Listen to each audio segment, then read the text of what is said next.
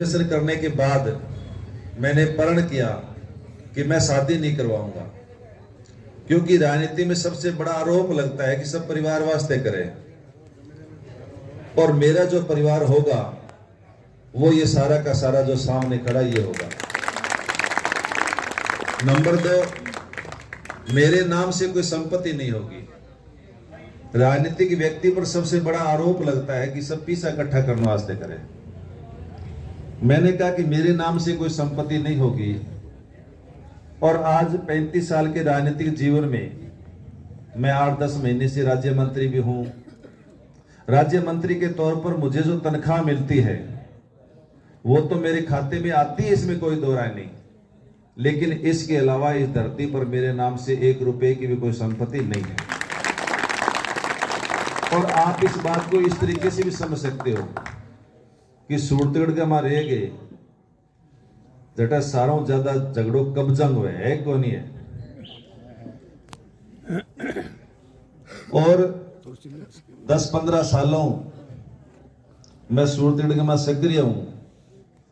2-4 plot रोक तो मैंने कोई रोके को नहीं हो, कहेंगे हिम्मत को नहीं, लेकिन नहीं, मेरी इच्छा भी जब नहीं है।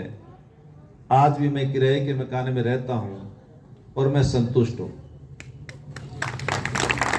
और हो सकता है मेरे पास भौतिक संपत्ति नहीं है, हो सकता है मेरे पास बैंक बैलेंस बहुत बड़ा नहीं है, हो सकता है मेरे पास सूरतगढ़ के अंदर कोई बड़ा प्लाट और बड़ा बंगला नहीं है, लेकिन जिस दिन सूरतगढ़ का टिकट डिक्लेयर हुआ उस दिन मैंने महसूस किया कि सूरतगढ़ के अंदर सबसे धनवान व्यक्ति मैं हूं, क्योंकि सूरतगढ़ की जनता का आशीर्वाद मेरे साथ है। और सूरतगढ़ की जनता के आशीर्वाद की वजह से ही मुझे टिकट मिला है। साहब राम जी जे 20 टिकट मिलतो तो फिर मेरे को थोड़ी आनतो, 20 आना तो और बहुत था। और जे राजनीतिक दबाव की वजह टिकट मिलतो, कोई अप्रोच हूं तो फिर भी टिकट मेरे को ने कोनी आनतो, अप्रोच भी वाला बहुत आ। लेकिन मेरे पास यदि कोई संपत्ति थी, मेरे पास कोई अप्रोच थी, तो आप लोगों के आशीर्वाद के रूप में थी। और वो आशीर्वाद आज भी बरकरार है पूरी तरीके से। जब कांग्रेस का टिकट डिक्लेयर नहीं हुआ था उससे पहले सूरतगढ़ में चर्चा थी, आप लोग ही करते थे चर्चा, और कौन करता था कि जे भाई पहला वाला टिकट मिल गई कांग्रेस की तो बीजेपी सुती जीतेगी। और ये नहीं माहौल, बीजेपी वाला ने घूमने की जरूरत को नहीं। लेकिन जिस दिन अपना टिकट डिक्लेयर हुआ उसके बाद बीजेपी टिकट किसको दे ये बीजेपी के भी चक्कर में पड़ गई। 10 साल और लगाने पड़े होंगे। और आप सब लोग व्हाट्सएप फेसबुक पर देख रहे थे, ब्रेकिंग न्यूज भी कई बार नवल जी आ रही थी कि आज तो यानी अशोक नागपाल जी आगे चल रहे, बस बने मिलने वाली है। तो फिर 2 दिन 1 दिन बाद में नहीं अशोक नागपाल जी कट गई, अब तो राजेंद्र बहादुर जी को आगे चले, राजेंद्र बहादुर ने मिल सके। फिर नहीं राजेंद्र बहादुर ने कौन, अब तो राकेश बिश्नोई को नंबर आ गया। नहीं लेगो भी चल रहा है बराबर है, चले कौन चली। तो उनके समझ में नहीं आ रहा था कि क्या करे। ये जो सारा का सारा था ये आप लोगों के आशीर्वाद की वजह से था। और मैंने कुदरती स्वभाव ऐसा है, पारिवारिक संस्कार ऐसे हैं और भगवान की दया है, मेरी भाषा से मेरे व्यवहार से कभी किसी को ठेस नहीं पहुंचेगी, न पहुंची है। हो सकता है मैं किसी का भला नहीं कर पाया हूं, लेकिन यह सच है कि मैंने किसी का बुरा नहीं किया है। यहां से पिछला विधानसभा का चुनाव होते ही लाइनमैनों के ट्रांसफर हुए ना। लाइनमैन ने कितनी तनख्वाह पाता है बेचारा, 20-22 हजार, 25 हजार, 26 हजार रुपए। किसी को जोधपुर भेजा गया, किसी को फलोदी भेजा गया, किसी को जैसलमेर भेजा गया। गया एक ही नहीं, सब कोर्ट से स्टे लेकर के बैठे यहीं बैठे सारे बांगी छाती पर मूंग धरने वास्ते, लेकिन करवाया गया। राजस्थान के ऊर्जा मंत्री भंवर सिंह भाटी मेरे बिल्कुल खास दोस्त की तरह से है। मैंने उनको कहा, मैंने कहा साहब आप ये मेरे ट्रांसफर है, कुछ मेरे को लेकर के आने वहां से आदमी। उन्होंने कहा देखो इधर जो लाइनमैन है वो बहुत ज्यादा है, जहां से ये आना चाहते हैं जैसलमेर, बाड़मेर, जोधपुर, वहां की हालात बहुत खराब है, बहुत कम लाइनमैन है वहां, और मुझे बिल्कुल मना कर रखा है, वहां से मैं लाइनमैन को नहीं ला पाऊंगा। लेकिन यदि आप यहां से कुछ लोगों को भेजो वहां, तो मैं 22 वर्ष ट्रांसफर में कर सकता हूं। तो मेरे जो साथी बैठे हैं बाड़मेर या जोधपुर, उन्होंने कहा साहब फलाणो आदमी नहीं थाने फेसबुक पर बहुत गाल काटे, फलाणो आदमी अपन वोट कौन दे थे, यहाँ करो 5-7 का ट्रांसफर तो अटू सूरतगढ़ फलोदी करवा दो, और मारा ट्रांसफर है जी का फलोदी सूरतगढ़ करवा दो। मैंने कहा ये मैं परिपाटी नहीं डालना चाहता, मुझे ये नहीं करना, और नहीं किया। एक भी ट्रांसफर मैंने ऐसा नहीं करवाया, आपत्ति वाला नहीं करवाया। काफी ट्रांसफर हुए, मेरे भी करवाए हुए हैं। अधिकारी तो मेरे कहने से नहीं लगे सूरतगढ़ में, लेकिन कोई मास्टर है, कोई पटवारी है, कोई ग्राम सेवक है, ये तो ट्रांसफर हुए हैं, और जितने हुए हैं उनके 5 पैसे भी खर्च नहीं होने दिए। व्हाट्सएप पर एप्लीकेशन लगवा करके मैंने काम करवाया है। तो मेरा निवेदन है, सूरतगढ़ के अंदर मैं देख रहा हूं पिछले 8-10 सालों से एक डर का सा माहौल है, डर रहे हैं लोग। हम कौन से प्रजातंत्र में जी रहे हैं? अभी भी डर बना हुआ है, धमकाया जा रहा है, पार्षदों को धमकाया जा रहा है, पर सरपंचों को धमकाया जा रहा है, ऐसे करेंगे वैसे करेंगे। आप जब अपने मन से, अपनी मर्जी से, अपने दिल से सोच करके जब आप वोट नहीं डाल पा रहे हो, ये ठीक नहीं है।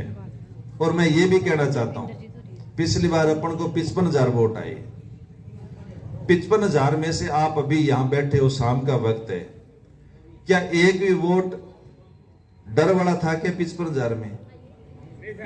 एक भी वोट जिसने डूंगरराम गेदर से डर करके दिया हो कि भाई ओ ना दियो नहीं तो वोट यहां कर दे, था क्या? नहीं था। उसमें एक भी वोट लालच वाला था क्या कि डूंगरराम गेदर ने एमएलए बना के फिर आप 4 कब्जा कर लेगा, था क्या? नहीं था।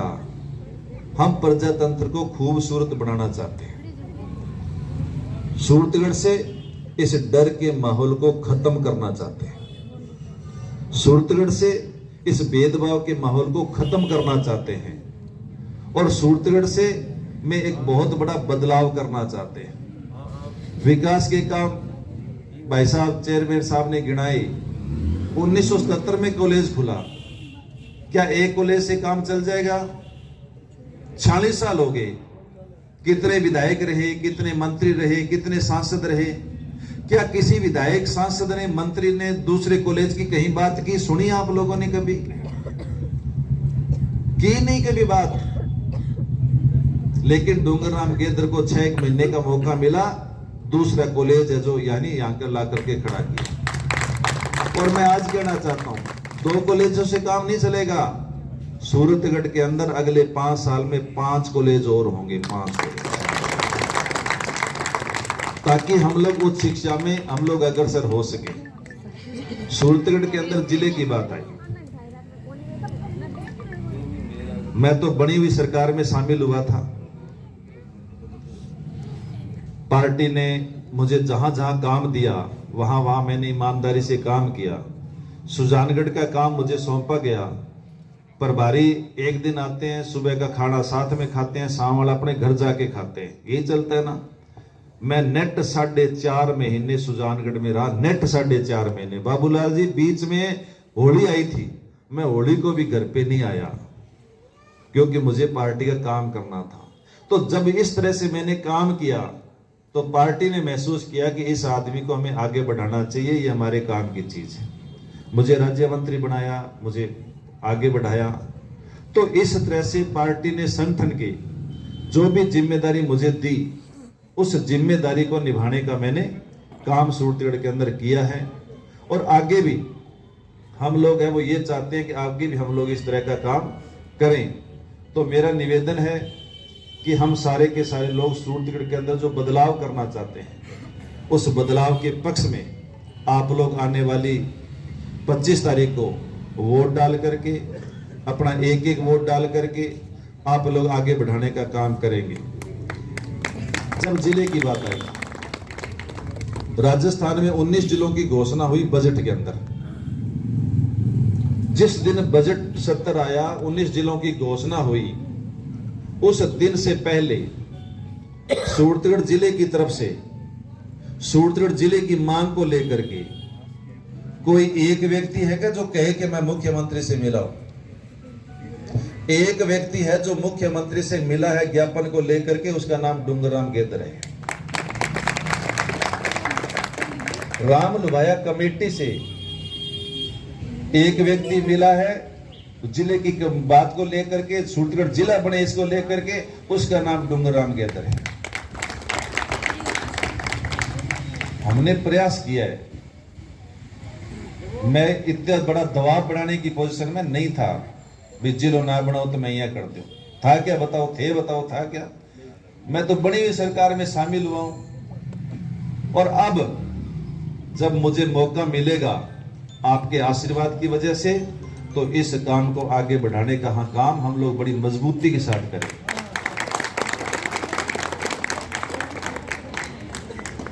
सूरतगढ़ जिले के अंदर तहसीलें कौन सी शामिल करें, ये परेशानी थी, लेकिन मैं आज आपको कह रहा हूं अगले 2 साल के अंदर अंदर राजासर उप तहसील को तहसील बनाने का काम करेंगे, जयसर उप तहसील को तहसील बनाने का काम करेंगे और उसके बाद उनको शामिल करके और नया जिले की बात भी आगे बढ़ेगी।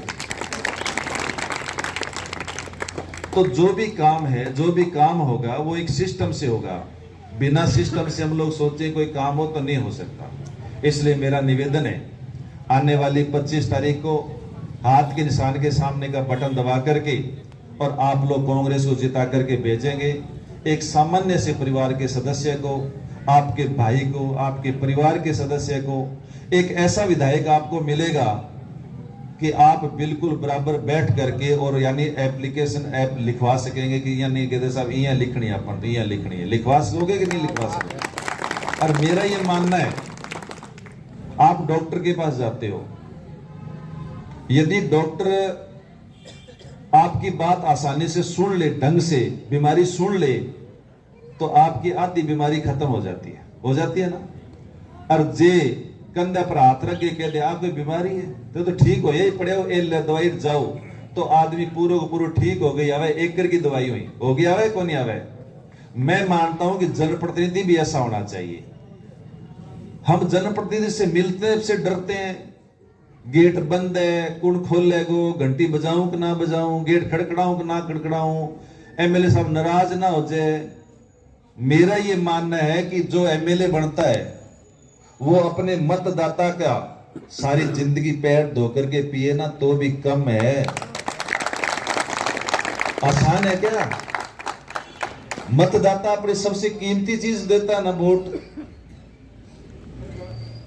और वोट देने के बाद वो इतना लाचार हो जाता है कि वो डरता रहता है, मिलने से भी डरता रहता है, सोचता है कि मैं मिलूं कि नहीं मिलूं, यहाँ कह दियो तो यहाँ हो जाएगा, यहाँ कह दियो तो ऐसे, यानी डर की वजह से 4 आदमी को साथ लेके जाता है। चेयरमैन थे सागे चालो, नहीं पार्षद थे ही सागे चालो, नहीं थे और चलो सागे, वो काम है। तो ये जो प्रजातंत्र को इस तरह से नुकसान जो पहुंचाने वाले सिस्टम है, इसको बदलने का काम अपन लोगों को करना है। आप ये बताओ, सूरतगढ़ में अधिकारी यदि अच्छे हों, ईमानदार ढंग के अधिकारी काम करने वाले लगाएं, तो क्या एमएलए के पास हर फोन एमएलए के पास आएगा? क्या नहीं आएगा। लेकिन बन अठा है कि डंगा लगा दिया तो मार्कन कौन आसी, पहला मार्कन आओ, आज ही लगाओ, फिर मैं के वहां ठीक है एसडीएम ने फोन कर दियो तू जा, फिर भी वो काम हुआ, फिर वो जिंदगी भर एहसान रहे कि हाँ काम तो साहब भी दिन थे फोन करो, जद हो नहीं तो मेरे लो काम तो ही कौन। अरे एसडीएम की जिम्मेदारी है काम करना, तहसीलदार की जिम्मेदारी है काम करना, हमारे साथ जुल्म ज्यादती होती है, थानेदार की जिम्मेदारी है एफआईआर दर्ज करना। इसमें सिफारिश क्या है? इसमें क्या सिफारिश? इसमें जो सिफारिश है वो बहुत बड़ा खोखलापन है, बहुत बड़ा झूठ है। तो इसलिए मेरा निवेदन है, एक बहुत बड़ा बदलाव करने की सोच लेकर के मैं राजनीति में आया हूं। इसके अलावा मेरा कोई लोभ और लालच नहीं है। और अब मौका मिल रहा है और मौके के साथ आप लोगों का आशीर्वाद मिल रहा है। आपका आशीर्वाद काम आएगा, ये मौका काम आएगा और सूरतगढ़ के अंदर आप लोगों को लगेगा कि सूरतगढ़ के अंदर काम हो रहा है, लगेगा कि सूरतगढ़ के अंदर विकास हो रहा है, लगेगा कि सूरतगढ़ के अंदर बदलाव हुआ है। आप लोगों को लगेगा कि सूरतगढ़ के अंदर कोई विधायक है, वो आपका अपना विधायक है, वो बैठा है। यही मेरा निवेदन है। मेरे से काम होगा, आप लोग आधी रात बतलाओगे, किसी बिचावले की जरूरत नहीं, मेरे पास सीधे आओगे। लेकिन 25 तारीख तक काम आप लोगों को संभालना है। हम लोग मोहल्ले में आ गए, आपसे अपील कर ली, हाजिर लगा दी, थोड़ी देर बाद में और मोहल्ले में लेकर के जाओगे, वहां चले जाएंगे। कोई हाथ पड़ेगा, नहीं बंग तो अपन चालना ही पड़ेगा, तो मैं वहां भी चला जाऊंगा, लेकिन मैं सभी के घर भी नहीं जा पाऊंगा और सभी से संपर्क भी हो सकता है नहीं कर पाऊंगा। ये काम तो आप लोगों को करना पड़ेगा। अपने अपने पोलिंग बूथ आप लोगों को संभालने पड़ेंगे, अपने अपने वोटरों को आप लोगों को संभालना पड़ेगा। और जो सूरतगढ़ के अंदर जो राजनीति में बहुत बड़ा बदलाव आया है, जिन लोगों ने 15 साल तक कांग्रेस का लाभ लिया, उन लोगों को टिकट नहीं मिलने की वजह से, जब टिकट कटे नहीं थी या टिकट डिक्लेयर नहीं हुई थी, तब तो कह रहे थे कि एक ही रजाई में सोच का, एक ही मंचे पर सोच का, मान तो कोई दिक्कत ही कोई नहीं। कॉन्फिडेंस था उनको, ओवर कॉन्फिडेंस था, बन ठा हो कि मारी तो टिकट पक्की है, बांध रो तो डूंगर राम ने आई बात है नहीं, मारी तो टिकट पक्की है, डूंगर राम ने बांधना है वो कि नहीं उड़ना आ जाए, तो भाई डूंगर राम तो ओ खड़ जाए झंडे के नीचे। डूंगर राम तो रजाई पाड़ी को नहीं, डूंगर राम तो रजाई पाड़ी को नहीं, रजाई थे पाड़ के भाज जाओ। और कौन सा बेमेल समझौता किया है जठे के, ताकि मारे तो कभी जच्चे ही को नहीं। बाजार के प्रमुख लोग चर्चा करते थे कि इनके आपस में कब्जों में आपस में पार्टनरशिप है, करते थे ना। अब साबित हो गई कि है, अब साबित हो गई कि है। तो मेरा निवेदन है, आप लोग 25 तारीख तक तो आप लोगों को संभालना है। 25 तारीख तक की जिम्मेदारी आपकी, 25 तारीख तक की मेहनत आपकी। आज 19 तारीख हो गई और 25 तारीख के बाद 5 साल चौकीदारी मेरी। आपके हर तरह के काम होंगे और हर तरह से इज्जत और मान सम्मान के साथ आप लोग आगे बढ़ोगे। सूरतगढ़ आगे बढ़ेगा, सूरतगढ़ तरक्की करेगा, सूरतगढ़ शिक्षित होगा। ऐसी आप लोगों से अपील करते हुए भव्य कार्यक्रम आप लोगों ने रखा, इसके लिए आप लोगों का धन्यवाद, पूरी की पूरी टीम का धन्यवाद। और जिन्होंने आज पार्टी छोड़ करके बीजेपी या बसपा या पार्टी छोड़ करके जो कांग्रेस परिवार में शामिल हुए हैं, एक बार उनको फिर आपका स्वागत है, आपको लख लख बधाइयां और आपका पूरा का पूरा मान सम्मान कांग्रेस पार्टी में, कांग्रेस परिवार में होगा। बहुत बहुत धन्यवाद। जय हिंद, राम राम साहब, जय कांग्रेस, विजय कांग्रेस।